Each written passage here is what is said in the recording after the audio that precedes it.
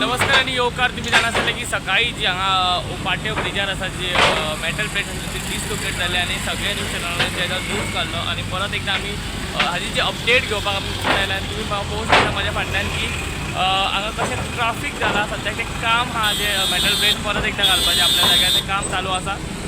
पूण एक question mark आसा की हे काम जे हे जी घडणूक आसा जी मेटल प्लेट ती दोनदा